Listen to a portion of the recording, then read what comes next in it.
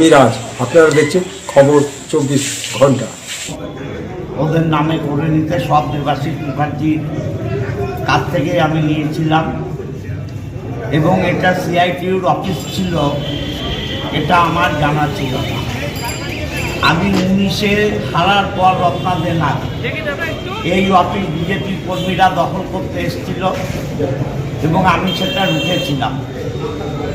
আমি যখন পরে এবার জানতে পারলাম যে এটা সিআইটিউর অফিস ছিল কোনো সাংবাদিকের কাছ থেকে, আমি তারপরেই সিদ্ধান্ত নিই, আমি নর্থ বেঙ্গলে ছিলাম, যে অফিস আমি সিআইটিউকে দিলাম এবং আমি আইসিকে ফোন করে বলি, কিন্তু আমার কাছে লালপুর বা শিবাজি কেউ কখনো অনুরোধ করেনি, সিপিএম পার্টি থেকেও কখনো আমাকে অনুরোধ করা হয়নি।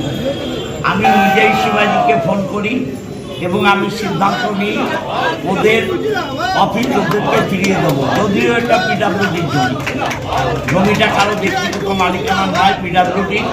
তবুও আমার নৈতিক দায়িত্ব যে ওদের যেহেতু ছিল, যদিও সব বিল্ডিংটাই আমার করা, মানে দেবাশিস মুখার্জির করা, তবুও আমি ওদের হাতে চাবি ধরে দিলাম।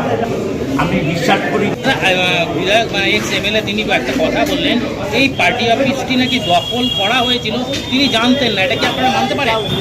দখল করা হয়নি, সারা শহরে সব মানুষ জানে, ইভেন সাংবাদিকরাও বলছে, তো আপনারাই তো প্রকাশ্যে এনেছেন এটাকে যে এটা দখল হয়েছে, দখল হয়ে আছেন এবং এমএলএ সাহেব এক্স এমএলএ সাহেব এখান থেকেই বসতেন।